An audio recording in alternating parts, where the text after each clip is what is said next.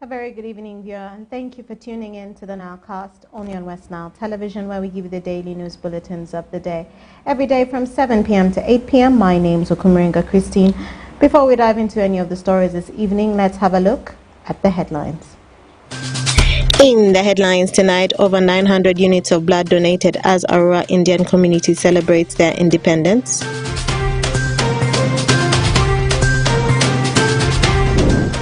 Vendors counting losses as Arua main market lacks power.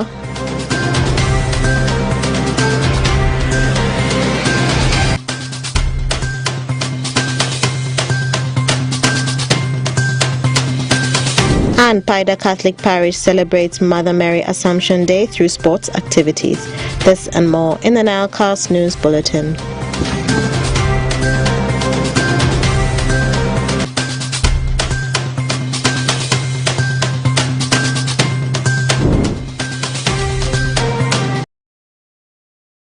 A warm welcome, viewers. It's the 16th of August 2024. You're most welcome to the Nilecast, only on West Nile Television. Let's dive straight into the stories that have made headlines today.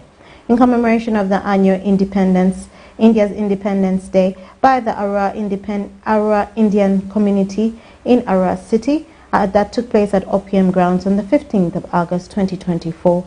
Over 900 units of blood was donated, out of which 30 units were donated by the Indians, and the rest of the remaining units that were donated was by the general populace. Take a look. During the celebration of the annual India's independence by Arua Indian community in Arua City at OPM grounds yesterday 15th of August 2024, over 900 units of blood were donated, out of which 30 units were donated by Indians and the rest of the remaining units were donated by the populace. Blood donation has been an annual activity among the Indian communities in most of the parts of the country whenever they celebrate their independence. Privraj, the Secretary, Indian community, expressed gratitude after hitting the target of 900 units of blood and encouraged the people to donate blood since blood is priceless. It's our Independence Day, that's why we have made a run of blood donation. You can see we are donating gifts also, but it's not because that they are donating blood to us. Blood is priceless, but only we are giving them return gifts in return to blood is because it is our Independence Day. It is not only here in Arua which we are celebrating, it is the whole over Uganda. This is a record which we have break up to now in the whole of West Nile. Nobody has made 900 units up to now. We thank to our Arua people and the whole team of Indian community who are here to support us. Varun Kumar, a member of the Indian community, said that their main motive is to save lives of people who are suffering in the hospital due to blood shortage. We are teaching the people what is the use of the blood and how people are suffering in the hospitals. Recently I went to the Arua hospital and there is no blood, and most of the staff has told us, please do this activities last time you done, which is very good, and this time please make it more successful, and which is help to the Arua city and all the West Nile. And this blood, even though it is transferring to Dnepi and Ajumani where the blood is not enough, and this time our committee members have decided, we done very many meetings. This time we want to achieve more than 500 units, but we achieved more than 900 units. We are very happy to do celebration like this, doing a social activity in Arua region. Chanda Giri, another member of the Indian community, says there is no difference between the Indians and Africans and urges the general public to support each other when it comes to blood donation. As a human being, we are all one, not like African Indians and different. When we talk about human being, we are all ones, and we need to support each other. We need to stand for each other as a community member. This is all, and I appreciate who came for blood donations, and I request all, whenever you get chance, you do donate your blood. Toko Badru, commonly known as TOK, a donor, said people need to maintain the culture of donating blood since it's a precious activity. Donating blood is a one precious thing. So challenge that I see with our people here is that when you donate blood, you don't have to be reminded about next donation. And last donated in 2022 on the 8th of March. but I think it's been 2 years. So today I came back and I donated. So we need to keep this, because I know somewhere there is need for blood. It could not just be our regional hospital, Aru alone. It could not be Nepi. It could not be Ajumani. It could not be Moyo. It could not be Mario Kolo. But this could be a global problem. It could be a national problem. Aleturu Diana, blood donor recruiter at Arua Regional Referral Hospital, highlights the public about safety of blood maintenance, health facilities that benefit from the blood donated, and informs the public on the procedures to take when someone sells blood to them. Gladly, we have hit a target of over 900 units of blood that we have collected from the locals, with over 30 of the Indians themselves who also donated to us. We are so grateful to our viewers. Thank you so much for the blood donation. Right now in West Nile we have 3. Actually initially we had 2. We had Arua and Nepi regional blood banks, but now we are having Yumbe as the 3rd blood bank, which will start with from next week. So the 3 of the blood banks, actually one of the teams that came to work with us was the Nepi team. They were also here with us. Blood donation has been and continues to be an annual activity carried out by the Indian community countrywide during the celebrations of their independence that they got from the British in 1947, with the purpose of saving lives of people. And this year, Indian community of Arua has made a record of over 900 units of blood. Drarumasi Oraku Benson, West Nile TV, Nilecast. Vendors at Arua Main Market are counting losses after the facility has gone days without seeing a brink of power, causing losses to the traders, most especially those dealing with perishable products. Take a look. Traders, most especially those dealing in perishable products that require electricity for conservation, are counting losses as Arua Main Market, a less than 10-year facility, has gone days without seeing a brink of light after several efforts of demanding for power. According to Twar Musa, who operates a butchery at the facility, stated that the prolonged power blackout is making him incur losses since the meat cannot be preserved for days. Because the power is not there, we doesn't use these fridges to keep our meat. As you've seen, you first see the meat which is in my hand. It's now becoming like this one, the one of yesterday. So who will come and buy this one again? So we will just throw this one. That's why you see around you here, today we even don't want to slaughter a cow. Few people slaughter it. Because if we slaughter a cow, reaching tomorrow, if meat is becoming like this, because of lack of power. Secondly, if it is like raining like that, this place will be very dark. So our customers, when they come here, they will see the meat. They doesn't even know the quality of the meat. They cannot see. So they will just decide to run away without buying our meat. Connie Safari, another vendor who is also dealing in fish and is affected by the challenge, stated that the darkness inside the facility is also costing her business since it prevents customers from reaching out to them, and now she's threatened to move on to the streets. The problem we're having here is you can see the place is very dark. We don't have customers. We are really suffering. For 1 month now, these people are not shooting for us power. We don't know what to do. Should we go out or what should we do? You people should help us. The government should think of us.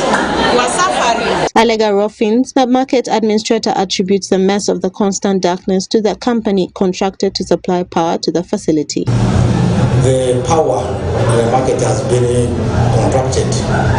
There have been some urgent call prepaid meters that sit here in Aru, sits in Kampala. He buys power from one level, then that power is supplied to our tenants here, the vendors here. But in any case where now he fails to meet what he has collected from the vendors, that's when now when a level goes around and also connects power. I think this is the same scenario that has happened. Ruffins calls for calmness as the matter is being rectified. There's a ray of hope. What's only meant is that we wanted the former agent to hand over the system. Because we could go ahead and get maybe somebody who could also be able to supply for us power here. But we don't give the handover. It may also bring issues to do with the legal procedure, which we don't want the city to have that kind of problem. So actually, what is only remaining is that maybe the tip is actually right now there's a bit of power here in this house, but not being supplied to all the vendors. Meanwhile, Asega Habib Jogo, a concerned citizen and coordinator of the National Unity Platform Party, has issued a stern warning to the relevant authorities to rectify the challenge. The vendors have done their part, but the stubborn city council officials are eating. There's somebody, I think, who is not known, who is behind that, who is enjoying that money. So we have to come up and fight it. And I'm going to lead a demonstration. I'm going to lead a demonstration against that, against the power, against the regime if they don't come forth to work it out. According to the vendors, it's coming close to 2 months without power at the facility, as they are now requesting for individual meters instead of general distribution. Kachui Roth Fancy, Okomuringa Christine, for West Nile Television, Nilecast. Leaders in Moyo District have lauded the development response to Displacement Impact Project for improving the infrastructure of the district, building teamwork and enhancing on the economic status of some of the beneficiaries. Okumu Dominic reports.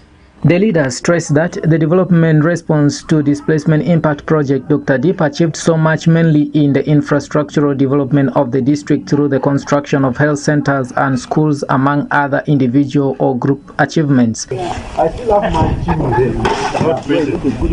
team. Honorable Dr. Joyce Moriku Kaduchu, the State Minister for Primary Education, who doubles as the Woman Member of Parliament, Moyo District, said the project has achieved a lot in terms of infrastructure development, fostered unity and togetherness among the people, which results into teamwork. The Deep project is one of the very successful programs that we've seen that government of Uganda has implemented through the Office of the Prime Minister.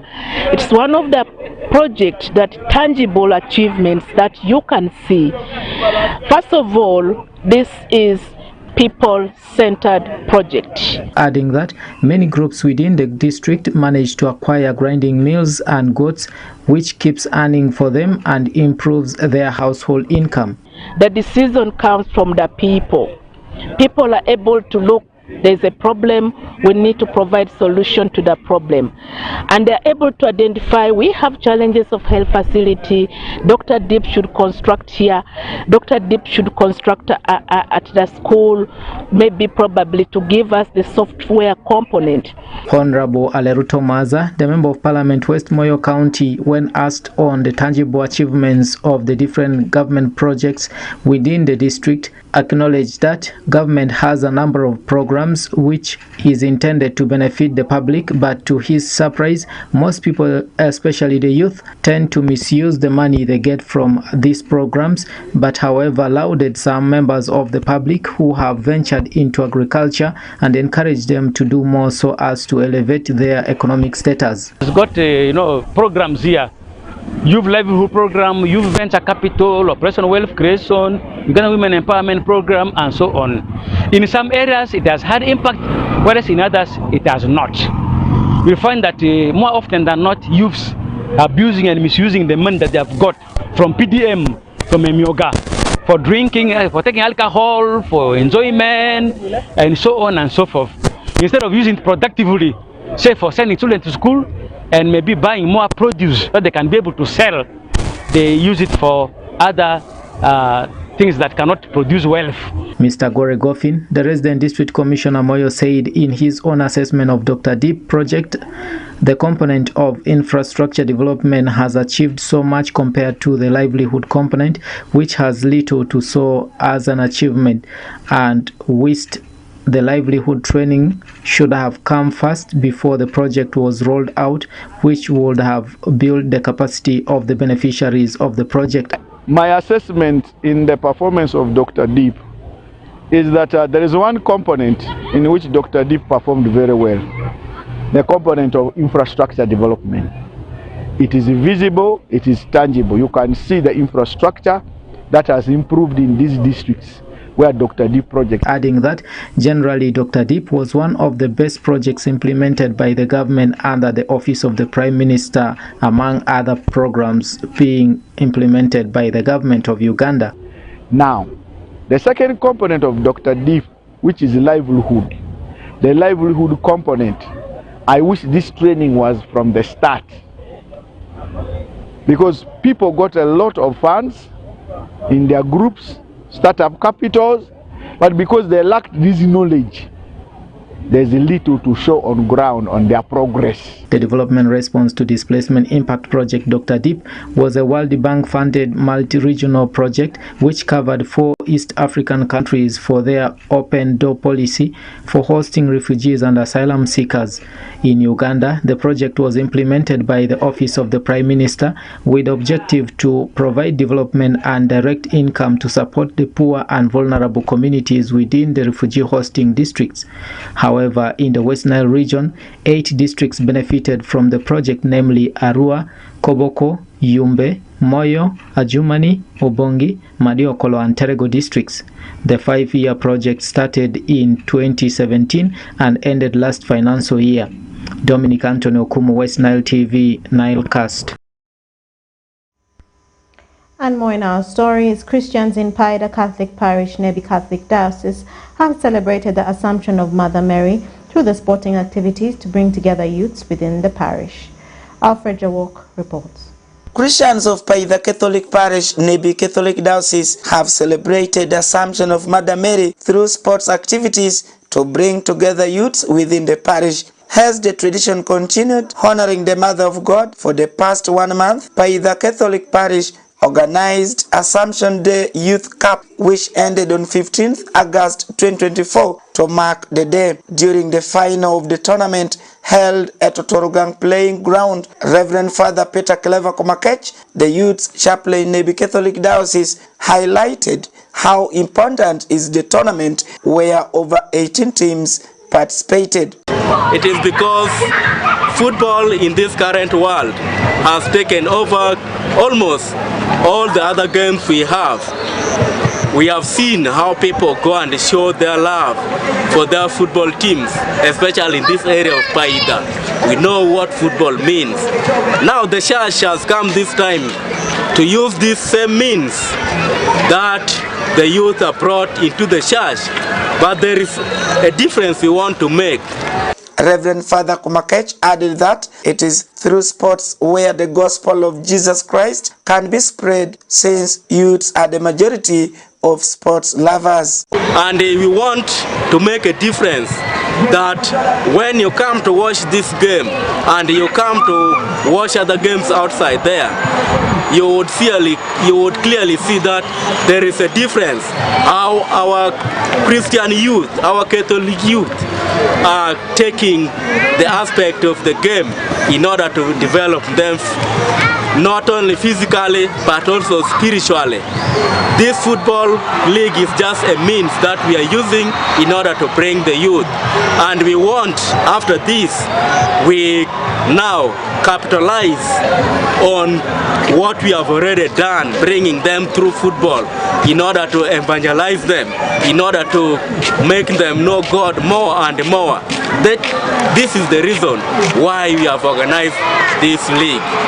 Meanwhile, Charles Ongierchan Opio, the chairperson organizing committee of the tournament, advised youths to actively participate in spreading the gospel of Jesus Christ. According to Opio, the tournament has made the parish to identify hidden talents of many youths, and this will enable the parish to form a parish sports club in future. The chairperson organizing committee for this league, as we have heard from Father, indeed we wanted to bring these youths together in the church through the means of this football play, and it has been very, very okay, very, very organized. It has been very, very peaceful. As you have already heard that we have played this game for this one full month. Today we have come to the final of it. It has been, we did not encounter any chaos or any indiscipline acts among the youths. So it has really been a very, very good means of bringing up youths together in the church.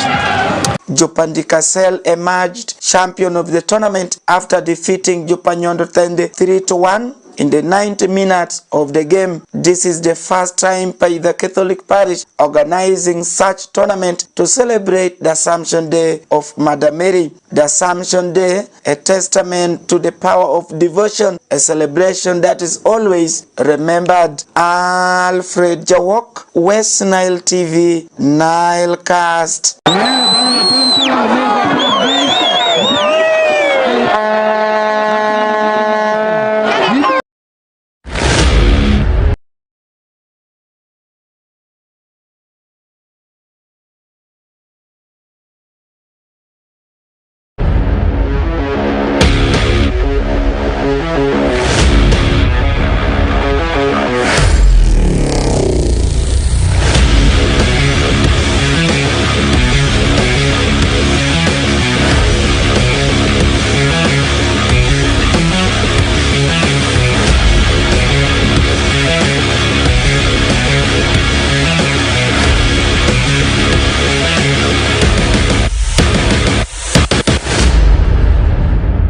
Of the Catholic Parish. On Pastore, this is West Nile Television. The program is called Nilecast Sports.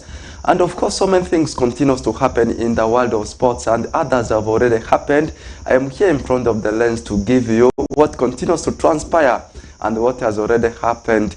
And you know what? The long-awaited moment has finally come, and it's tonight as Manchester United will be tussling it out with Fulham. I'm talking about the new season of English Premier League bouncing back 2024/2025. I know so many Africans, they have been waiting for this moment to arrive. I know 80% of the Africans, they do follow English Premier League so much.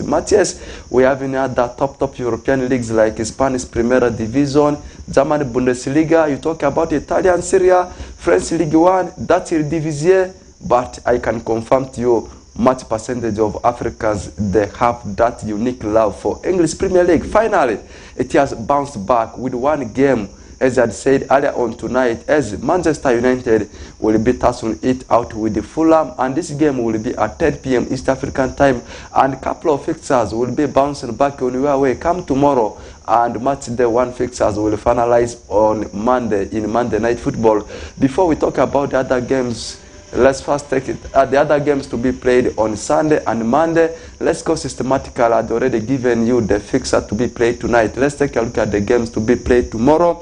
I can confirm to you tomorrow, one of the newly promoted sides, that's Ipswich Town, will have to test the hostility of Anfield-based club, that's Liverpool. After that, Nottingham Forest will lock their horns with Bournemouth, and Brighton and Hove Albion at the same time will have to travel to Goodson Park to take on Toffees, that is Everton. At the same time, Newcastle, the Magpies, will have to maintain St James Park as the Lockhorns with Southampton, also one of the newly promoted sides.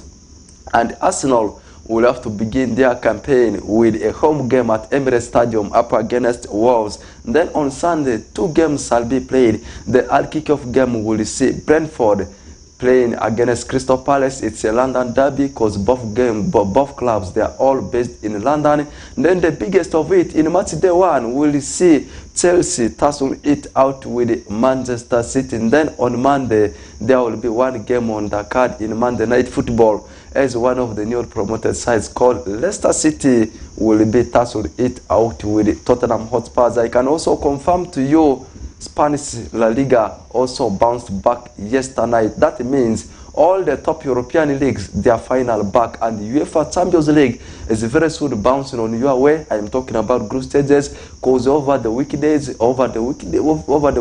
on Wednesday, the UEFA Super Cup was played between Real Madrid and Atalanta, where we saw Real Madrid beating Atalanta by 2-0, and also preliminary rounds in UEFA Europa Europa Conference, UEFA Champions League, all done. Let's leave that one there, and we'll talk about some of the trending stories before we finalize everything with some of the things which continues to happen in the world of rumors and gossips. First, let's start with some of the done deals and also deals that are at the pipeline, and we start at St. Mary's Stadium, that's with Southampton. I can confirm to you at this particular evening, Southampton have completed the signing of striker Cameroon Assa from the team of Aston Villa, and this one has happened at a fee of 15 million euros, and he has signed a 4 years deal with the Saints. That is the latest update coming from St. Mary's Stadium. And also away from that, team still continues to be active in the ongoing summer transfer window.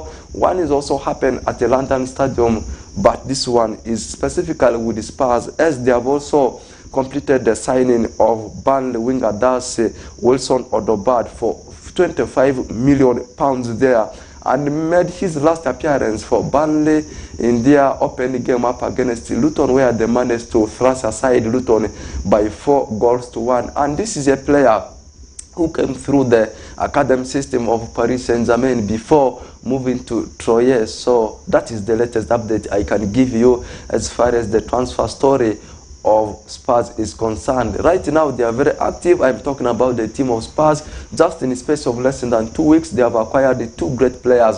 One was Dominic Solanke, a striker who has been playing for Bournemouth, and that one was at a fee of £60 million. Let's leave that story there. Also a bad omen for the side of Leicester City, one of the newly promoted sides, as I am talking about their key striker, that's Patson Daka, Zambian, who will be out for a number of months after undergoing surgery because of the injury he sustained in their last preseason game up against RC Lens. That means for several months, Patson Daka, Zambian, will be out for the team of Foxes. I'm talking about the team of Leicester City. A bad omen there for the player himself, the club, and also the fans of Leicester City. Lastly, in some of the trending stories, I can confirm to you, Diamond William, the Brazilian, has officially confirmed his departure from the team of Fulham after 2 years. This player joined Fulham on free transfer from his boyhood club, that's the Corinthians, and so far he has spent 10 years in London with 3 clubs. He was signed by the team of Chelsea way back in 2013 from Shakhtar Donetsk, and then in 2019 we saw him, in 2020 rather, we saw him leaving for their rivals, that's Arsenal. He became a flop there since he had to return to Brazil to play for his boyhood club called Corinthians, and returning back to England to play for Fulham. Now I can confirm to you, Diamond William has departed from the team of Fulham after 2 good years with the Cottagers. Let's leave that one there, and we now talk about some of the trending and transfer gossips. I can confirm to you, they are moving rapidly. Let's start with the Manchester United. Manchester United yesterday, a story broke about Denmark attacking midfielder Christian Eriksen. As I speak right now, Manchester United, they have openly talked to Denmark midfielder Christian Eriksen, saying that he can actually live at a cut price. Remember, he's only left with 1 year contract, and Manchester United, they are saying actually he can leave for any club. That is the latest update I can give you about Denmark midfielder Christian Eriksen. Away from that transfer story, still in more of the stories, Manchester United, I can confirm to you, have no plans to push for this time Netherlands midfielder who is playing for Barcelona in the midfield called Frank de Jong. 27 years of age. They are saying rather they go for other options, and this is a player who has heavily been linked with a move to Manchester United in the last 2 summer transfer windows. Much of it happened in the summer of 2022. Manchester United, this time they are saying no to that deal. We have got other options to move for. Away from that story, still the story of Conor Gallagher moving to Atletico Madrid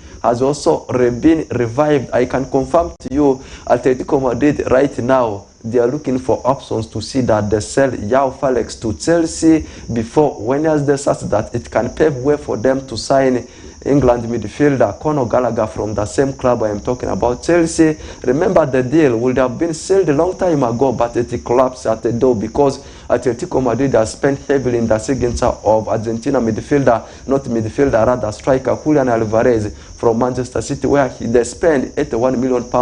And in order to avoid financial fair play rule charges, they needed to first sell a player. Now they are going to sell Joao Felix to Chelsea. And then we see the other player, Conor Gallagher, moving back to Vandra Metropolitan Club. Will it be a swap deal? Is actually what everyone is waiting to see. I am talking about transfer rumors, not gossips. Away from that story, still in more of the transfer stories, AC Milan, I can also confirm to you, have already reached with an agreement with Monaco's 25-year-old midfielder, that's Yusuf Fofana, who has also heavily been linked with a move to Manchester United. That means the percentage is 90. This player Fofana may end up at AC Milan. Lastly, in some of the transfer rumors, Manchester United right now, they are in talks with Burnley over the signature of their 26-year-old midfielder, Sola Bards. And that one brings everything in today's edition of Nilecast Sports News to an end. And it has been me, Benson Pastore, in West Nile Television. Let's link up again tomorrow. Have the best of your evening and enjoy the new season of English Premier League and also the start of the game between Manchester United and the team of Fulham. I'm out of the studio. Have the best of your time.